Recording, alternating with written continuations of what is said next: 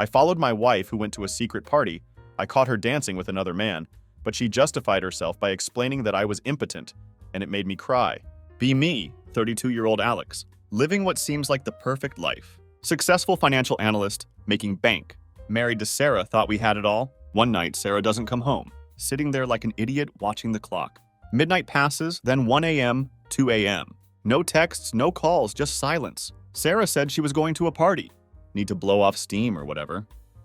Fine, I guess, but by 3 a.m. my mind's racing. You know that feeling when something's wrong? Yeah, that was me. Told myself she was probably with friends. Maybe had too much to drink. They're looking out for her, right? But my gut says otherwise. Try calling her at 3:45 a.m. Straight to voicemail. Send a text. Sarah, where are you? Left on red. Clock keeps ticking. Minutes feel like hours. Head's playing tricks on me. Flashes of her laughing with some stranger. Images I don't want to believe. Sun creeps through the blinds. Anger hits me like a truck. Not just worried anymore. I'm pissed. She thinks she can stay out all night. Like I don't even exist. Remember how she left? Little black dress saying she needed a break. Tired of putting up with my issues. Stings, man. By issues, she meant my performance problems. One time, just once, things didn't work in bed. Suddenly, I'm the problem. She never let me forget it. Always throwing little jabs. Maybe you're not feeling it. But God forbid we actually talk about it. No, Sarah was above communication. Just put on her fake smile. Go out with friends. Act like nothing's wrong. By 9 a.m., I'm done waiting. Grab my keys and leave. Not gonna sit there like an idiot anymore. Call my buddy Mike. Lives near where the party was. Hey man, did Sarah crash at your place? Long pause on the other end. Nah man, haven't seen her. Thought you guys were together. That's when I knew. No more pretending. Something's going on.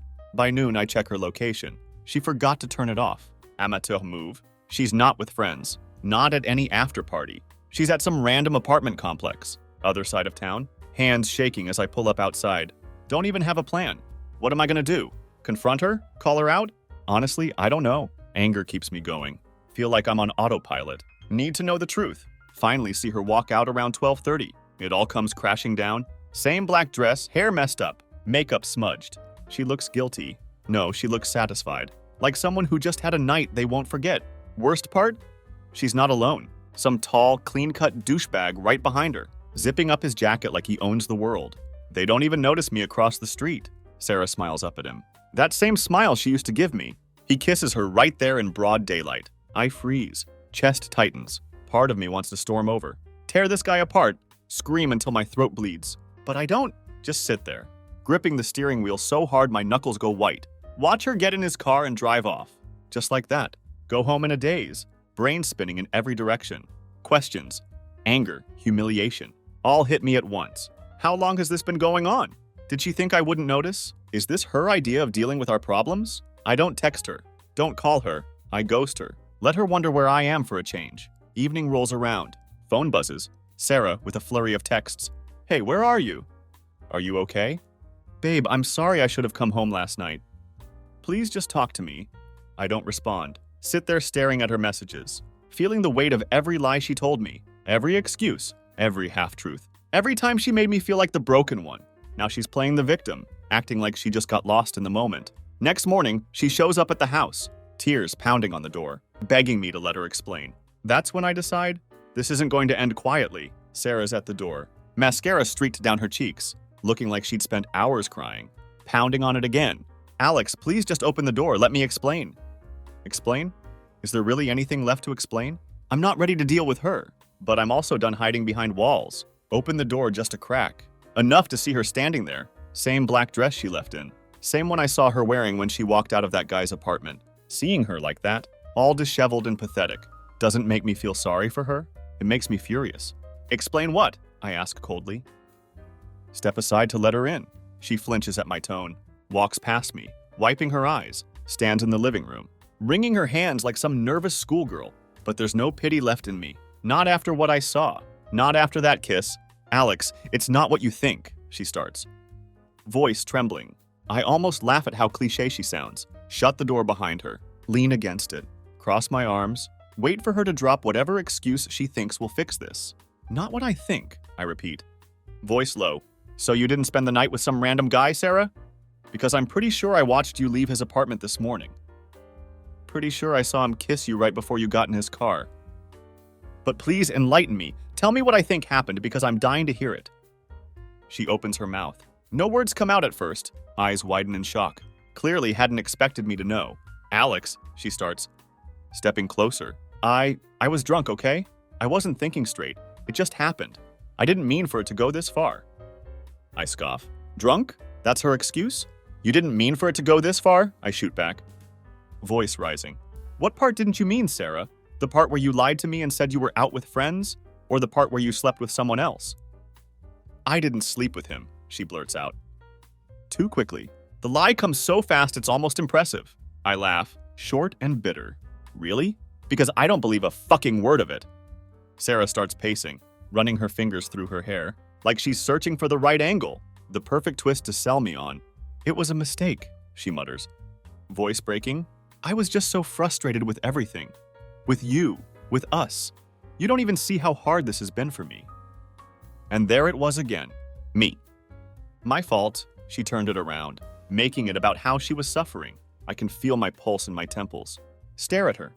Try to process how she has the audacity to make this about her. So this is my fault? I ask. Keep my voice as steady as I can. Because I couldn't fix things between us fast enough? Because I had some issues in bed? Sarah stops pacing. For a moment I think she might actually admit it, but instead she sighs, playing the victim as perfectly as ever. You don't understand? She whispers. I've been trying, Alex. I've been trying to hold it together, but you've been so distant. And it's not just about that. It's everything. You've been pushing me away for months. I can't believe what I'm hearing. Pushing her away? I was the one who sat there night after night, trying to talk to her, trying to figure out what was wrong. She was the one who brushed me off, told me I was too sensitive, or that I was overthinking things. And now she's standing here, blaming me for her screwing around with some guy. You've got to be kidding me, I say through clenched teeth. You think I'm distant? You've been sneaking around, lying to my face, and now you're going to sit here and tell me it's because of something I did? She doesn't answer right away, just stands there, shaking, looking like she's about to crumble. I almost feel sorry for her again, almost fall for it. But then I remember that kiss, the way she smiled at him like I never existed. How long, Sarah? I asked quietly. Question slipping out before I can stop myself. How long has this been going on? Her face goes pale. She doesn't answer, doesn't deny it. And that silence, that was all I needed. She had no excuse, no story to make it go away. Alex, she stammers, but I cut her off. You're done, I say. Stepping forward, you're done lying. You're done twisting this around to make yourself the victim. I want the truth. How long, Sarah? She looks down at the floor, hands shaking. A few months, she finally whispers. Barely audible. It started a few months ago. I feel my stomach drop. A few months? Months of coming home to her. Months of pretending everything was fine while she was off with someone else. My hands ball into fists, but I force myself to stay calm. Losing it now wouldn't fix anything. I need to keep my head clear. Get out, I say, voice cold. Alex, please, she starts. But I'm not having it. I said get out, I shout, pointing to the door. Go be with him if that's what you want, but don't stand here and pretend this is my fault. We're done, Sarah. Sarah's face crumples. For a second, I think she might fight back, argue, try to worm her way out of it, but instead she nods. Defeated, she grabs her purse, shoulders slumped. Without another word, she leaves. Doctor clicks shut behind her, and just like that, the silence returns. But it's not over, not by a long shot. The moment she leaves, I feel a strange sense of relief. For the first time in months, the house is quiet. For once, I'm not anxiously waiting for her to walk through the door. It's over, or at least it feels like it. I sit down on the couch, stare at the spot she had been standing just minutes ago. Hard to believe how quickly everything came crashing down. One night, just one, and it had all unraveled. I tell myself I don't care that she's gone, that I'm better off without her. I don't need to hear any more lies, any more excuses. I cut her out, just like she had cut me out of her life for months. I ghosted her, just as she ghosted me emotionally. I thought it was fitting, but ghosting someone isn't as satisfying as it seems. After the anger wears off, there's just emptiness. The adrenaline that had been keeping me upright was fading, leaving me drained. I opened my phone. Look at the texts she'd sent earlier, all of them unread. Desperate, pleading messages. Alex, we need to talk. Please just answer me. I'm sorry, I know I screwed up. Let's work through this. I miss you. Where are you? Every message makes my stomach twist. It's all so fake. She doesn't miss me. She misses the control. The safety of knowing she had me wrapped around her finger while she lived a double life. The more I read, the angrier I get. But something deeper is lurking under that anger. Something I don't want to admit yet. The sadness. The kind that creeps in once the rage burns out. The kind that reminds you that the person you loved just threw everything away. Like it was nothing. By the next evening, I hadn't responded to her once. And honestly, I didn't plan to. But life has a way of throwing curveballs at you. Just when you think you're in control. It's around 7 p.m. when my phone buzzes again. This time it's not a text. It's a call from her. I stare at the screen. Watch her name light up. I almost ignore it. Almost. But curiosity gets the better of me. I want to hear what she has to say this time. I answer, keeping my voice cold and distant. What? Her voice is a mess of tears and frantic breathing on the other end. Alex, please, I just need to see you. Just once. We need to talk face to face. I'm begging you. I stay silent for a moment, listening to her sob. It's pathetic. Or maybe it would have been if part of me didn't still feel something for her. That's the worst part. After everything she'd done, I still cared. It was stupid, but it was true. There's nothing to talk about, I finally say. Voice flat. You made your choice, Sarah. Now live with it. I know, she cries. But I just need to explain. Please, Alex, I can't. She stops, choking on her words, then blurts out something that catches me off guard. I'll leave him. I'll cut him off. He meant nothing, I swear. I freeze, trying to process what she's saying. Leave him? Now? Suddenly, after months of sneaking around, she's ready to drop this guy like he was nothing? Is she serious? Or is this just another manipulation? Another move in her game? You should have thought about that before you slept with him, I shoot back. Harsher than I intended. It wasn't like that, she screams through the phone. Voice cracking. I'm sorry, you don't understand. It was a mistake. I was angry. I felt trapped. You don't know how hard it's been for me, how lonely I've been. I clench my jaw. There it was again. The same old song and dance. It wasn't her fault. It was never her fault. Always someone else. Always me. She was the victim in her mind. And I was the villain. I don't care how hard it's been for you, I snap. Pacing the living room now. You didn't care how hard it's been for me. I was here, Sarah. I was trying. But you just checked out. You didn't even try to work through it. You found someone else instead. That's not fair, she cries. Voice shaking. I didn't plan for it to happen. It wasn't supposed to go this far. It was just... I don't know. I was confused. He was just there. Just there. Like that somehow made it better. My hand tightens around the phone. So what? You think you can come back now? Forget it ever happened? I ask. Trying to keep my voice steady. That's not how this works.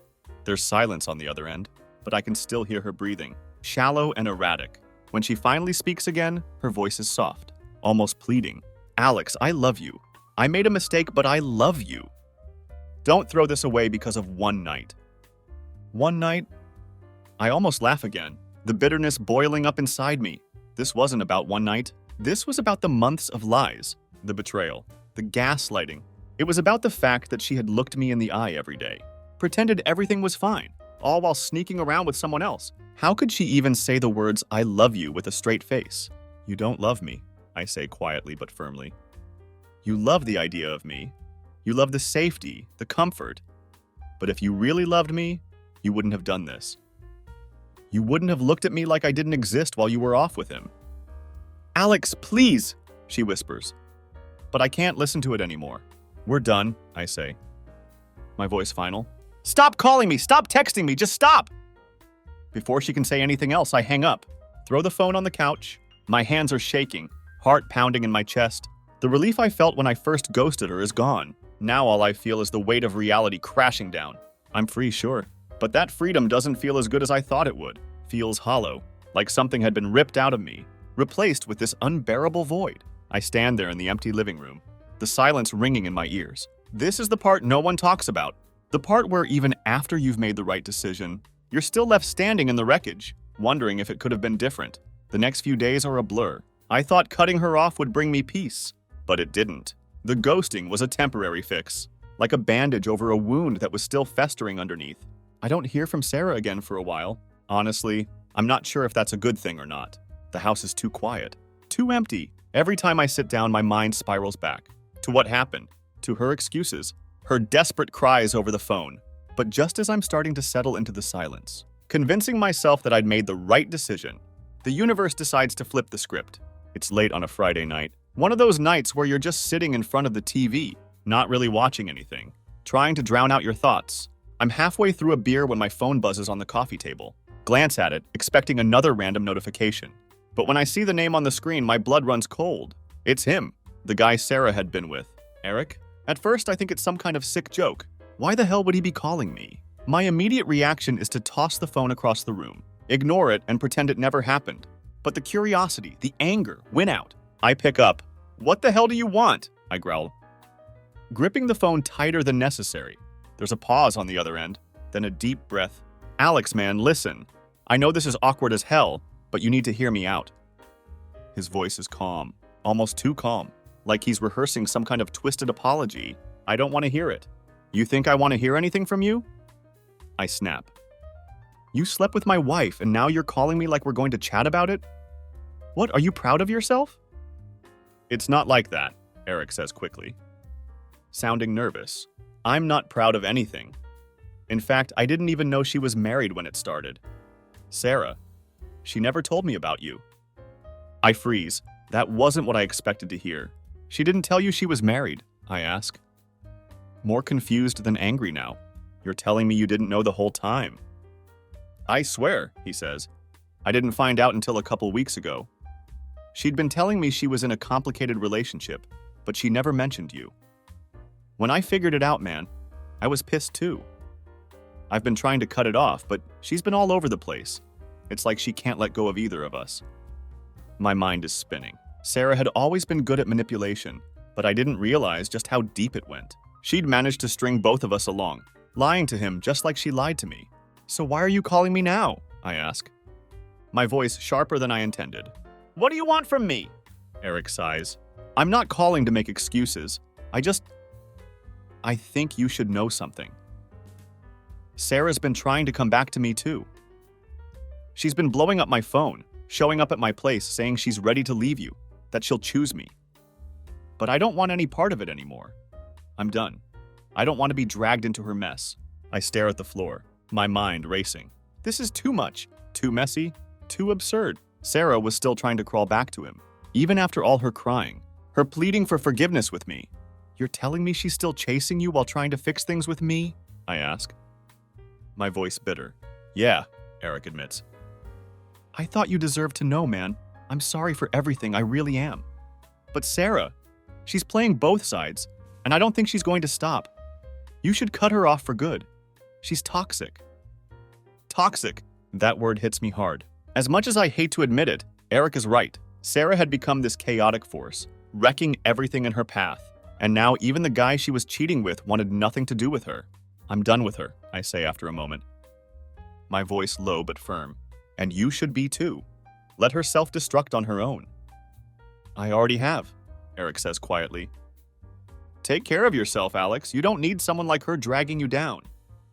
I hang up without saying anything else. My hands are shaking, my mind buzzing with everything I just learned. Sarah isn't just trying to salvage her marriage. She's trying to keep both of us, like we're some sort of sick backup plans for her twisted sense of stability. It makes me sick. I sit there for a while, staring at the phone in disbelief. Every time I thought I had a handle on the situation, something new came out of the woodwork. Something that made me realize just how deep her betrayal went. This isn't just about cheating. It isn't just about one mistake or one night. Sarah is a liar, a manipulator, and I had been blind to it for far too long. The next morning I wake up with a new sense of clarity. Eric's call had opened my eyes to something I hadn't fully accepted. Sarah isn't going to stop. She isn't going to give up until she has me or him or both of us. She's that kind of person. She doesn't know how to let go. She doesn't care who she hurts as long as she gets what she wants in the end. But this time, I'm not going to let her win. I pick up my phone and text her, the words blunt and final. We're done. I'll be contacting a lawyer. Don't come back to the house. I don't want to see you again. No explanation. No room for argument. Just the truth. I hit send, block her number, and lean back, feeling a strange sense of calm wash over me. It's like the weight of the past few months has finally lifted. The games are over, and this time I'm in control. I thought cutting her off would be the end of it, that a clean break would finally give me the peace I needed. But I underestimated Sarah. She isn't the type to take no for an answer. That night, after I sent her the message There's a brief moment of silence, like the eye of the storm. For the first time in weeks, I feel calm, thinking the worst is behind me, but I'm wrong. The next day, I come home from work, expecting the house to be as quiet as I'd left it. Instead, the second I open the front door, I hear it. Her voice? Sarah's voice cutting through the silence like a knife. My heart drops. She's inside. I step into the living room, and there she is, sitting on the couch like nothing had changed, like she still belonged there. She hadn't even bothered to knock, apparently using the spare key I forgot to take back. She looks up at me, eyes wide and red-rimmed, tears already starting to well up as if on cue. The sight of her sitting there, pretending to cry, makes my blood boil. "What the hell are you doing here, Sarah?" I ask, trying to keep my voice calm but failing miserably. She stands up quickly, rushing over to me like she's going to embrace me. "Alex, please," she sobs, reaching for my arm. "I've been thinking about everything and I can't lose you. I know I messed up, but I can fix this. We can fix this." I yank my arm away before she can touch me, taking a step back. "No," I say firmly. "You don't get to just show up here after everything you've done and act like we can go back to normal. We're over, Sarah, I told you that." "But we're not over," she insists, voice frantic. "You're just angry, but I can fix it. I'll cut him off. I'll do whatever it takes. You just need to give me another chance. I love you, Alex, I swear I do." I stare at her, barely able to contain my disbelief. How can she stand there after everything I know and still try to convince me that she cares? That this isn't just another game for her? "You don't love me," I say coldly. "You love having control. You love knowing that you can have me and him at the same time. But that's not love, Sarah. That's manipulation." She shakes her head violently, tears streaming down her face now. "No, it's not like that. I made a mistake, okay? But it's you I want. It's always been you." I want to scream at her. I want to throw her out of the house right then and there. But instead, I just laugh. A bitter, hollow laugh that comes from a place so deep I don't even recognize it. "Always been me?" I echo, shaking my head. "You've been sleeping with another guy for months, Sarah. You've been lying to me every single day. You don't get to say it's always been me." "It didn't mean anything," she cries, voice desperate. "He didn't mean anything to me. I was confused. I didn't know what I was doing. But now I do. I'm ready to make it work. Please, Alex, just don't throw this away."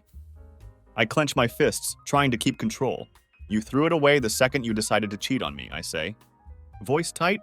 "You don't get to come back now just because he doesn't want you either." "I know about everything, Sarah. You've been bouncing between us, trying to play both sides. You're not sorry. You're just scared of being alone." Her face twists in shock, as if she hadn't expected me to know. She opens her mouth, probably to deny it. But I don't give her the chance. "Eric called me," I continue, watching her face drain of color. "He told me everything. How you've been showing up at his place, begging him to take you back while telling me you want to fix our marriage. You're not sorry for what you did. You're just sorry you got caught." For a split second, I see something in her eyes. A flicker of guilt, maybe. Or maybe it's just fear. She opens her mouth again, this time slower, her voice barely above a whisper. "Alex, I didn't know how to handle everything. I'm sorry, I'll make it right." "There's nothing to make right," I say, stepping toward the door and holding it open. "You need to leave now, we're done." She stands there for a moment, just staring at me, as if waiting for me to change my mind, as if she still has some kind of power over me. But this time, I'm done, truly done.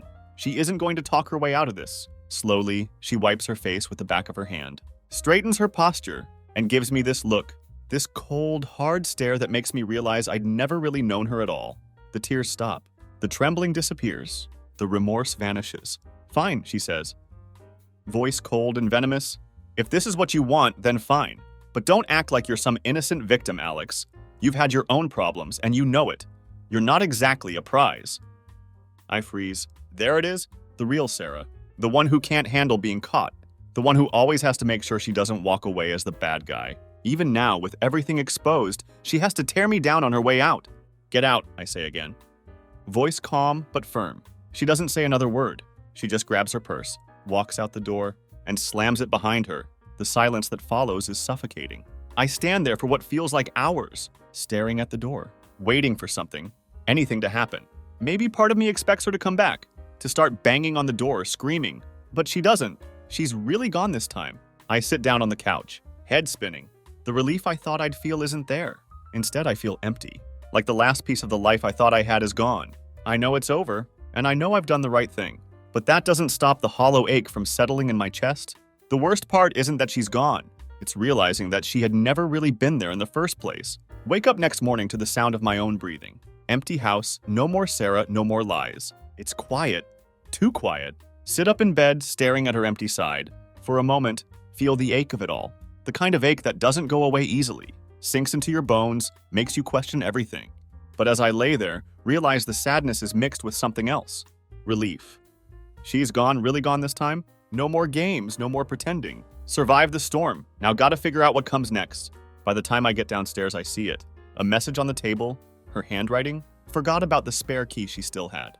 Must have snuck in and left it behind. Note is short, sharp, dripping with bitterness. You'll regret this. You could have fixed us, but you're too weak to try. Don't think you'll find better than me. You never deserved me anyway. Almost laugh reading it. So her, right to the end, twisting the knife, trying to make me feel like I'm the problem. Like she's doing me a favor by walking away. But the message doesn't sting the way she wanted it to. In fact, it's just confirmation of what I already knew. Sarah isn't capable of owning up to her mistakes. That note is her last attempt to make me doubt myself. Crumple the note, toss it in the trash. Make myself coffee. Day stretches out in front of me, a blank slate. No idea what to do with it. Try to focus on small things. Clean the kitchen, do laundry. Anything to keep my mind off the wreckage of the last few weeks. But as I fold shirts and scrub dishes, mind keeps drifting back to her. To the fights, the lies, and then to Eric's call. Eric. Can't shake the weirdness of that whole situation. The guy she cheated with had more decency than she did. At least he had come clean and told me the truth. Something Sarah never would have done. Makes me wonder, was he just as blindsided by her as I was? Was he just another pawn in her messed up game? By noon, have to get out of the house. Being surrounded by memories of her, of us, is suffocating. Grab my keys, head out for a drive. No destination in mind, just need to clear my head. Streets are busy, but inside my car, it's just me and my thoughts. For the first time, let myself feel the weight of what happened. The betrayal, the months of lies, the anger, the pain. It all comes rushing in at once like a tidal wave. No choice but to ride it out. Pull into a random park, sit there for a while. Watch people go about their lives. Couples holding hands, kids running around, people walking their dogs. Normal stuff. The kind of life I thought I had. But now it all seems distant. Like it belongs to someone else. Not sad about losing her. Sad about losing the life I thought we were building. The future I thought we had. The plans we'd made. Trips, holidays, even stupid things like decorating the house for Christmas. All of it gone. Replaced with the reality that I'd been living a lie for months. It's not just Sarah's betrayal that hurts. It's the realization that the person I thought I knew was never really there. She had been playing a role, pretending to be someone she wasn't. And I had fallen for it completely. Had trusted her, given her everything, and she had torn it apart without a second thought. But as I sit there, watching the world move on, realize something else. This isn't the end. Feels like it in the moment, but it's not. Life is still moving. I'm still here. Breathing, thinking, hurting. But I'm also free. Free from her lies. Free from the manipulation. And that's something. Start driving again. No real destination in mind. Just letting the road take me where it wants. After a while, find myself pulling into the parking lot of a lawyer's office. Wasn't something I had planned. But I know it's the right step. Inside, greeted by a middle-aged woman. Looks like she's seen 1,000 cases like mine. Doesn't ask too many questions. Just the necessary ones to get the ball rolling. Divorce. Sounds final, but it also sounds like closure. Like the end of something toxic. We go over the details, the paperwork, the logistics of splitting everything. Feels clinical, emotionless. But that's probably for the best. The sooner I make it official, the sooner I can move on. By the time I leave the office, sun is starting to set, casting long shadows across the parking lot. Stand there for a moment, taking it all in. This is real. This is happening. I'm officially moving on. And there's no turning back. On the drive home, something shifts in me. The sadness is still there, sure, but it's not as heavy anymore. There's space for something else now. Hope maybe, or at least the possibility of it. When I get back to the house, open the door, step inside. For the first time in weeks, don't feel like the walls are closing in on me. The house feels different, empty, yes, but in a way that's full of potential. Don't have to live with her lies anymore. Don't have to carry the weight of her betrayal. This is my space now. Sit down on the couch, feeling the weight of the day lift off my shoulders. It's not going to be easy, none of this is, but for the first time, I know I'm going to be okay. Sarah can go live her life, play her games with someone else. But me, I'm done. Done with her, done with the lies, and done letting her control my life. Don't need her anymore. And that realization? That feels like the beginning of something new. Next few days pass in a strange, eerie calm. The kind of calm that feels fragile. Like the quiet just before the sky cracks open with a storm. Filed for divorce, and as far as I'm concerned, Sarah's out of my life for good. She hasn't reached out again. Not a text, not a call, nothing. It's like she's vanished. For a moment, think maybe she's finally accepted it's over. But deep down, I know better. People like Sarah don't disappear quietly. They retreat, regroup, and come back stronger, nastier. It's only a matter of time. It's a Tuesday morning when the first crack appears. Just gotten out of the shower when my phone buzzes with an email notification. Grab it, still dripping wet, expecting some spam or work update. Instead, it's from Sarah. No subject line, just her name. Hesitate for a moment, thumb hovering over the screen, debating whether or not to even open it. But curiosity wins out, and I click. Message is short, just 3 sentences, but the weight of them hits me like a punch to the gut. You want to play the victim? But you're not innocent either. Don't forget what I know about you. If you think this divorce is going to be easy, think again. Stomach churns. What the hell is she talking about? What does she think she knows about me? There's nothing to know, nothing I haven't been open about. But the thread is clear, and it sends a ripple of anxiety through me. Sarah isn't just going to let this end. She's gearing up for a fight. I throw the phone down, mind racing. This is classic Sarah. She can't handle being the one who lost, the one who didn't get to walk away on her own terms. So now she's trying to scare me, make me think there's some dirty secret she could use to turn things in her favor. But what? What secret? My mind reels, searching for anything she could twist into her advantage. And then I remember, there was something a few years back before all this chaos started. I had lent some money to a friend. It was nothing serious. Just a small loan to help him out when he was struggling. But the thing was, I'd never told Sarah about it. Not because I was hiding it, but because I knew how she was about money. Always obsessed with control, always keeping track of every little thing. Didn't want the fight that would have come with it, so I kept it quiet. Now I wonder if she had somehow found out. Maybe that's what she's holding over me. But even if it wasn't some huge scandal. It was a personal decision and nothing that could really hurt me in court. Or at least that's what I tell myself. I try to push the email out of my mind, but it nags at me all day. By the time evening rolls around, I'm restless, pacing the house, my thoughts spiraling in a million directions. What is she planning? How far is she willing to go to drag me down with her? I need to clear my head, so I decide to call Dave, my best friend and the only person who knows the full story. He answers on the second ring, his voice casual and calm, as if he'd been waiting for my call. "What's up, man? How's the post-Sarah life treating you?" he asks. The humor in his voice trying to lighten the mood. "It was fine until today," I say, rubbing my temples. "She's starting up again. Sent me this weird email threatening that she knows something about me. I don't know what she's talking about, but it's got me on edge." There's a pause on the other end of the line. "She sent you an email?" Dave asks, sounding more serious now. "What did she say?" I tell him, repeating the message word for word, trying to keep my voice steady. Dave stays quiet for a moment, and when he finally speaks, his tone has shifted. "Look, man, you know she's just messing with you, right?" he says. "She doesn't have anything on you. She's trying to make you panic. This is what she does. You've seen it before." I nod, even though he can't see me. "Yeah, I know, but it's the way she said it. She's not done with me, Dave. I can feel it. This isn't over, not for her." "She's a snake," he mutters.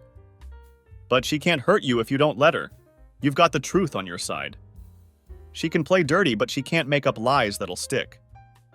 "I hope you're right," I say, though part of me isn't convinced. We talk for a while longer, mostly about meaningless stuff. Work, sports, anything to take my mind off Sarah. By the time we hang up, I feel a little calmer. But the tension is still there, lurking in the back of my mind. That night I lay in bed, staring at the ceiling, my thoughts circling back to her words over and over again. Is she bluffing?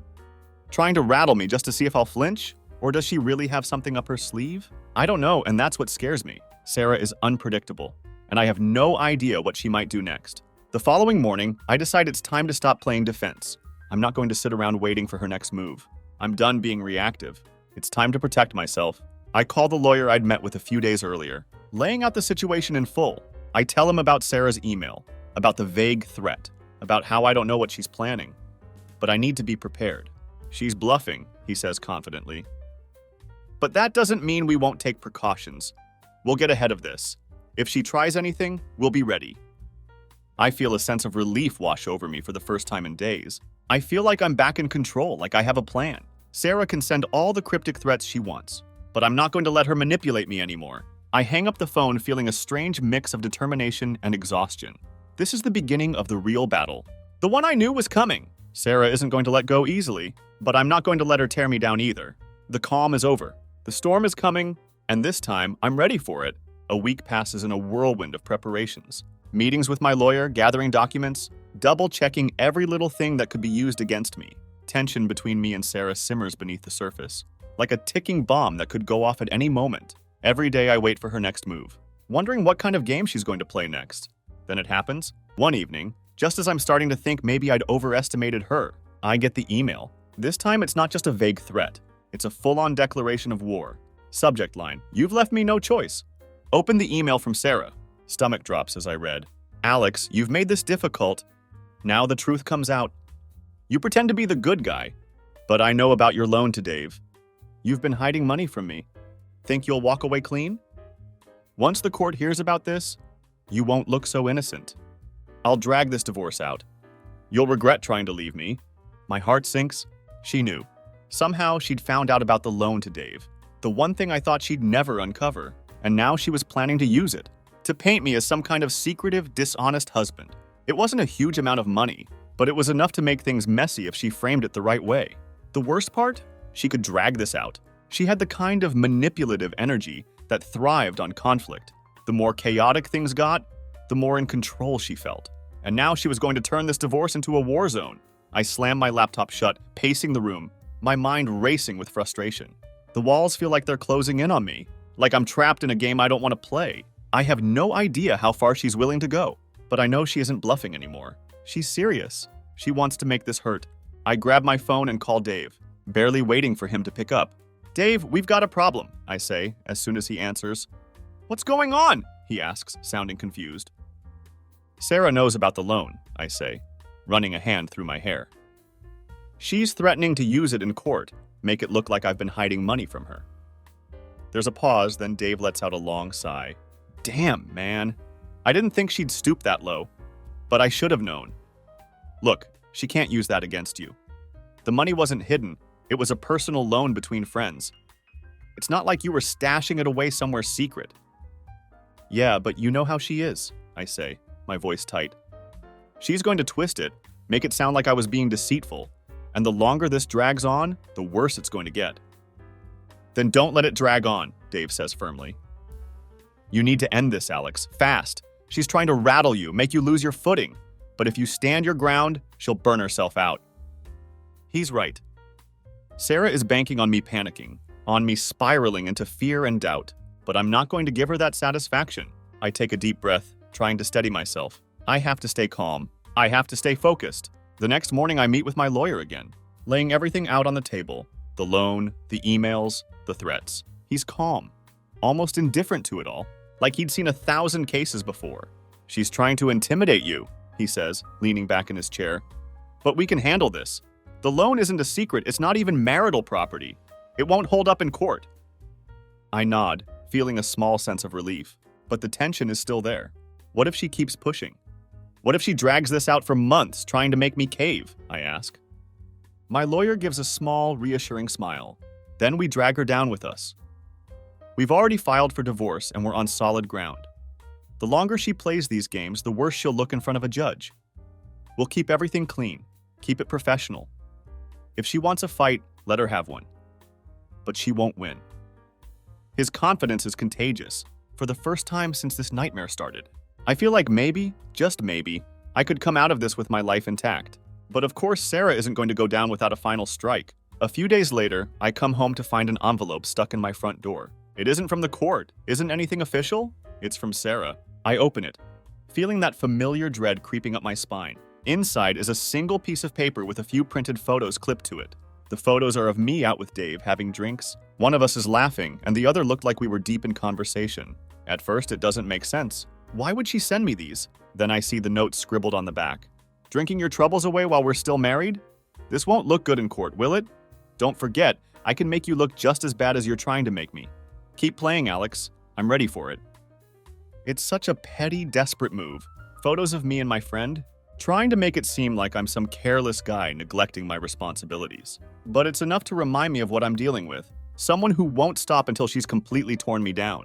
But something inside me has shifted. The fear, the anxiety, it isn't as strong anymore. She's flailing, trying to find anything to grab onto. And it's starting to show. She's losing her grip on me, and she knows it. That night I go to bed without responding. No angry texts, no phone calls. I'm not going to play her game anymore. If she wants to keep sending threats, let her. I have the truth on my side. And more importantly, I have the strength to finally see this through. The next few weeks are brutal. Sarah's lawyer tries to drag out every little detail, tries to paint me as a neglectful husband, tries to make it seem like I'm hiding things. But my lawyer is prepared for it all, shutting down every accusation, every piece of false evidence she tries to bring up. The final court date comes quicker than I expected. Sarah sits across from me, cold and calculating. But there's a hint of desperation in her eyes. She knows she's lost. The judge sees through her tactics, ruling in my favor. The divorce is finalized, clean and swift, just as my lawyer had promised.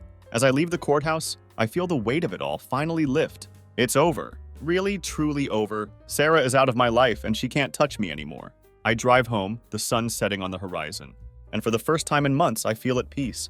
The storm has passed, and I'm still standing, stronger than before. I have my life back, and Sarah?